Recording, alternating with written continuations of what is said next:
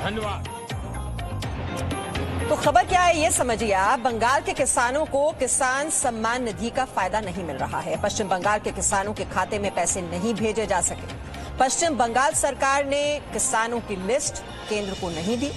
किसान सम्मान निधि योजना पश्चिम बंगाल में लागू नहीं की गई है।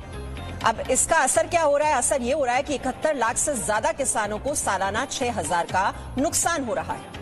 राजनीतिक कारणों से बंगाल के किसानों को यह नुकसान हो रहा है, यह प्रधानमंत्री मोदी कह रहे हैं। राजनीतिक फायदे के लिए बयान दे रहे हैं प्रधानमंत्री।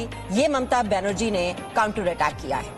प्रधानमंत्री लोगों को गुमराह करने का काम कर रहे हैं, ये ममता बनर्जी आरोप लगा रही हैं। और ऐसे में आज की बहस इन सवालों के साथ कि राजनीति का काम, इसीलिए किसानों को नुकसान। वोट बैंक के लिए ममता का तेरा मेरा किसान, ये जो लड़ाई है ये तेरा मेरा किसान की हो गई है क्या? केंद्र से विरोध, इसलिए बंगाल के किसानों को पैसा नहीं। कब थमेगी किसानों के नाम पर राजनीति? किसानों को कब तक ये मोहरे के तौर पर इस्तेमाल किया जाता रहेगा? बंगाल के 71 लाख किसानों के नुकसान का आखिरकार जिम्मेदार कौन? तो आइए अब चर्चा की शुरुआत कर रहे हैं और आज की चर्चा में जो मेहमान हमारे साथ शामिल हैं उनका परिचय आपसे करा दूं। हमारे साथ लेफ्ट के नेता सुनील चोपड़ा जुड़े हुए हैं, वरिष्ठ पत्रकार रॉय तपन भारती हमारे साथ हैं, टीएमसी समर्थक सौरभ प्रियोदत्ता हमारे साथ जुड़े हुए हैं और बीजेपी के प्रवक्ता आरपी सिंह को आप इस वक्त देख पा रहे हैं। शुरुआत में सौरभ आपसे कर रही हूं। बंगाल में हर किसान को अब तक 14,000 रुपए मिल जाते अगर ये योजना वहां पर लागू की जाती। ये पैसा क्यों रोका गया? नहीं, ये रोका गया नहीं है। ममता बनर्जी ने बार बार एक बात बोल रहा है कि ये जो फेडरल स्ट्रक्चर है, फेडरल स्ट्रक्चर में ये जो नियम है वो नियम है कि आप राज्य सरकार को, स्टेट गवर्नमेंट को आप भेज दीजिए, हम लोग किसानों को ये पैसा दे देंगे। मगर नरेंद्र मोदी जो फेडरल स्ट्रक्चर है वो फेडरल स्ट्रक्चर को मानते नहीं हुए, वो बोल रहे हैं हम देंगे। ये हम देंगे, ये तो प्रधानमंत्री का योजना है, ये तो किसी का व्यक्तिगत योजना नहीं है। तो वो लोग ऐसे चाहते हैं कि एडवर्टाइजमेंट मोदी का होगा, सब किसान जानेगा मोदी कर रहे, मगर ये तो ममता बनर्जी तो डर इस बात का है ना कि क्रेडिट केंद्र को मिल जाएगा, डर इसी बात का है फिर तो। नहीं, क्रेडिट क्यों लेगा? मेरा मतलब, मेरा बात है क्रेडिट लेगा क्यों? ये क्रेडिट लेने का बात है किसानों को लेकर, ये क्रेडिट लेना क्रेडिट नहीं लेना, ये क्या ठीक है? मेरा बंगाल में अब तक एक भी किसानों आत्महत्या नहीं किया है और प्रति 12 मिनट में पूरा इंडिया में एक किसान सुसाइड कर रहा है। आज सिंघू बरार में केंद्र की ओर से एक योजना है और ऐसा नहीं है सिर्फ पश्चिम बंगाल एकमात्र राज्य है जिसने इस योजना को लागू नहीं किया, और भी तो गैर बीजेपी राज्य हैं। राजस्थान में यह लागू किया गया, पंजाब में इसको लागू किया गया, पश्चिम बंगाल में ऐसी क्या दिक्कत है कि वहां फेडरल स्ट्रक्चर आड़े आ जाता है? पंजाब का किसानों तो ये तो मान तो नहीं लिया, जिन्हें हम लोगों ने मान लिया, वो तो 34 किसान का मौत हो गया। फिर भी ये किसानों के लिए ये जो नियम है, ये कानून है, ये काला कानून है जो किसानों आज इतना दिन तक रास्ते में बैठे हुए हैं। मगर प्रधानमंत्री बोल रहा है कि काला कानून की तो बात नहीं की जा रही ना, अभी तो आपसे ये बात हो रही है कि जो किसानों को फायदा हो सकता था पश्चिम बंगाल में, उसे क्यों रोका गया? ये 9,800 करोड़ रुपए जो पश्चिम बंगाल में सीधे सीधे किसानों के खाते में चले जाते, मेरा सवाल सीधा आपसे यह है, उसको क्यों रोका गया? ये क्या फेडरल स्ट्रक्चर का नियम नहीं है, इसलिए ममता बनर्जी ने नहीं माना। फेडरल स्ट्रक्चर का जो रूल्स है वो रूल्स तो ब्रेक कर रहे हैं मोदी फेडरल स्ट्रक्चर नहीं मान रहा है। ये केंद्र और राज्य, ये दोनों का एक फेडरल स्ट्रक्चर है, तो फेडरल स्ट्रक्चर नहीं मान के फेडरल स्ट्रक्चर का नियम नहीं है। आरपी सिंह जी जवाब दीजिए। मैं एक क्वेश्चन पूछता हूं इनसे। अम्फान महाचक्रवात आया था, अभी साइक्लोन आया था, उसके नाते केंद्र सरकार ने इनके माध्यम से 2708 करोड़ रुपया नीचे बांटा। हाई कोर्ट ने कह दिया उसकी इंक्वायरी कराओ, पैसा किसकी जेब में गया, क्योंकि जो जानकारी हाई कोर्ट के पास गई वो पैसा टीएमसी के वर्कर्स के जेब में गया। जो गरीब आदमी जिसकी झुग्गी झोपड़ी, जिसका मकान टूटा, उसके पास एक पैसा नहीं गया। ये है फेडरल स्ट्रक्चर की हालत, अगर आप फेडरल स्ट्रक्चर की बात करते हैं जिसकी ये दुहाई देते हैं। और इसमें स्ट्रक्चर की बात, ये तो जिसके किसान के सीधा खाते में जा रहा है पैसा, वो आप कह दीजिएगा किसान को फोन करके कि हमने भेजा, उसमें क्या फर्क पड़ता? किसान के सीधा खाते में पैसा जाएगा, बैंक खाते में, क्योंकि आगे हमने आपके साथ कोशिश करके देख ली जो राजीव गांधी कहते थे कि दिल्ली से 1 रुपया जाता है, कुल मिलाकर 15 पैसे नीचे पहुंचते, ये उसी के अंतर्गत अम्फान जो साइक्लोन आया उस पर हुआ। हम तो कह रहे हैं जो पैसा है वो किसान का है, किसान के खाते में सीधा जाएगा, बैंक खाते में जाएगा। आपके यहाँ लगभग 70 लाख से ऊपर किसान है, उनका डिटेल दे दो हमको, हम सीधा उनके खाते में भेज देंगे। नहीं तो अभी 27 लाख के लगभग आने शुरू हो गए किसान, वहां उनके खाते में जाएगा। सूची मांग रहे आपसे और कुछ नहीं मांग रहे। वो ना उस पर लिखा जाएगा मोदी जी के, वो सीधा पीएम सम्मान निधि है, पीएम के नाम से सम्मान निधि है, वो मोदी जी के नाम से सम्मान निधि नहीं है। तो उनके खाते में सीधा जाए, इसमें क्या बुराई है? इसमें कहां फेडरल स्ट्रक्चर आने आ रहा है?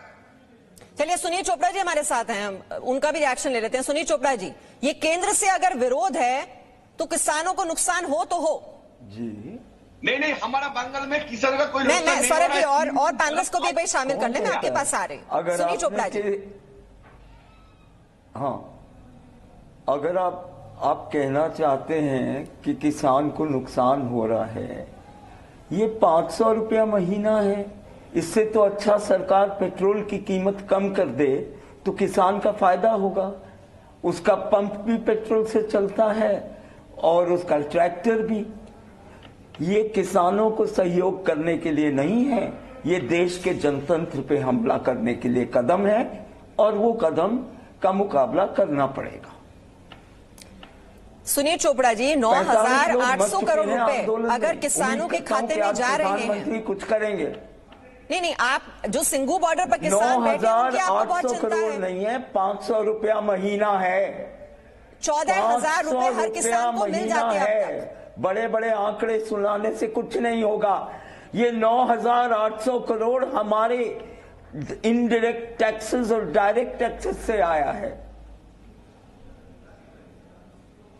सुनील चोपड़ा जी, सिंघू बॉर्डर पर जो किसान बैठे हैं उनकी आप इतनी चिंता करते हैं, लेकिन यहां पर अगर नुकसान हो रहा है पश्चिम बंगाल के किसानों को तो आप विरोध नहीं करेंगे क्योंकि वो आपकी राजनीति को सूट नहीं करता है।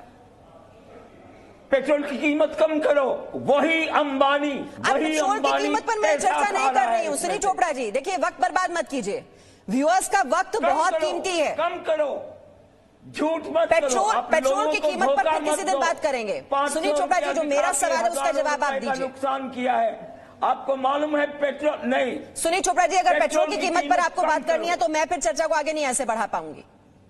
किसानों को और कुछ नहीं चाहिए, पेट्रोल की कीमत कम करो, एमएसपी दो। एमएसपी को लेकर ही तो सवाल हो रहा है।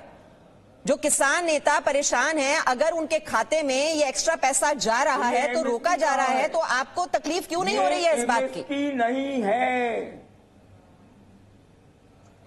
हमारा ये कहना है कि ये धोखे से किया जा रहा है, धोखेबाजी नहीं चलेगी। क्या ये पश्चिम बंगाल के किसान के साथ धोखा नहीं है कि जो पैसा एक क्लिक से उसके खाते में चला जाता उसे रोक दिया जाता है? ये धोखा नहीं है क्या किसान के साथ? किसान से हो रहा है और अंबानी को पेट्रोल में जरूरत से ज्यादा पैसा दिया जा रहा है।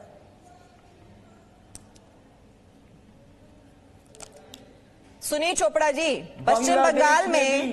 पश्चिम बंगाल हिंदुस्तान नहीं, केरल का तो बता दीजिए आप। केरल में मंडी नहीं है, त्रिपुरा में 25 साल से एमएसपी नहीं दी गई, उस पर कोई जवाब नहीं। केरल में है आपके पास जवाब? केरला में 25 चीजों पे केरला में एमएसपी मिल रहा है, किसी और स्टेट में मिल रहा है तो बताओ। मंडी कहाँ है केरल में? जी, इनसे पूछिए, मंडी है केरल में? एक मंडी नहीं केरल में।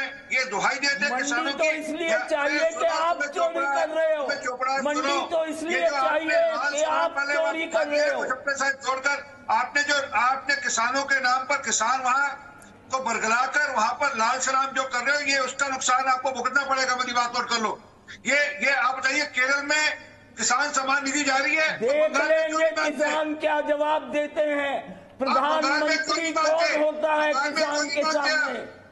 बंगाल में आपके मुंह के ऊपर कौन होता है किसान के सामने? क्यों नहीं मानते आपको नहीं चाहिए बंगाल के किसान को पैसा मिले, लेकिन हमें कुछ नहीं होगा।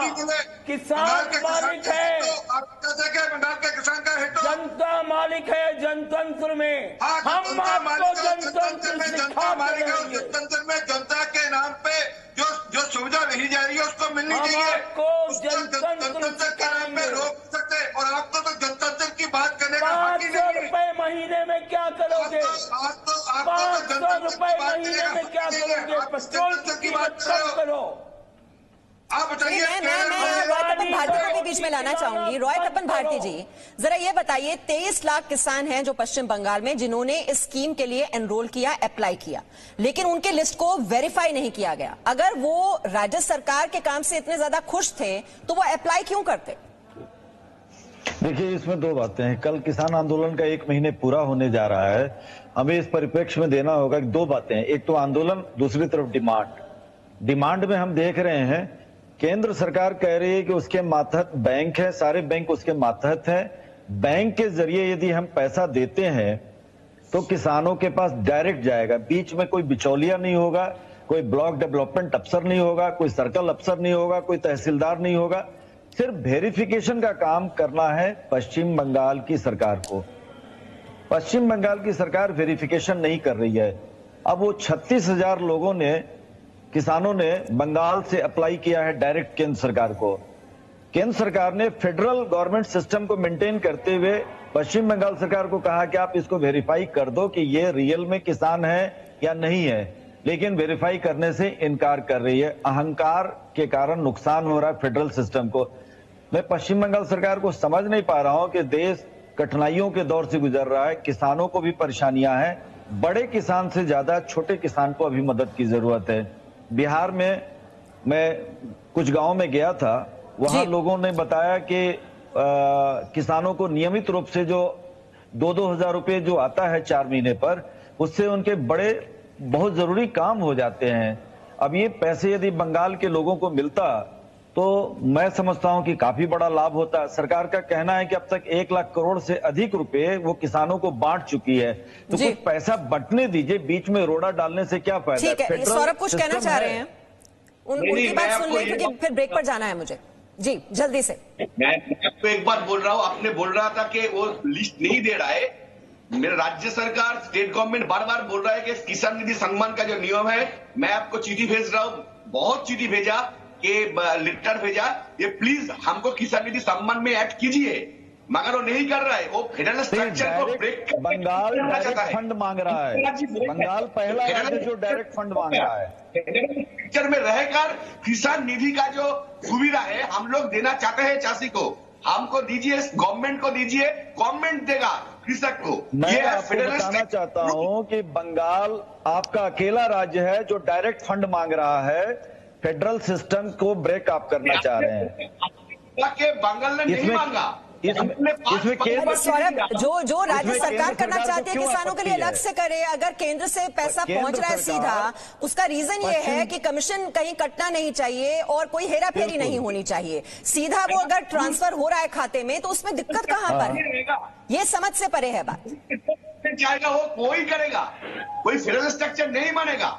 नहीं, फेडरल स्ट्रक्चर की दुहाई कब तक देते रहेंगे? आपने आयुष्मान भारत योजना का भी लाभ नहीं पहुंचाने दिया लोगों को।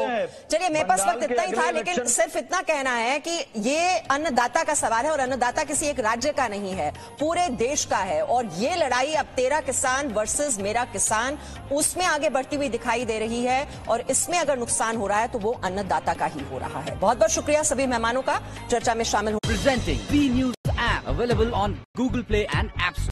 Download it now.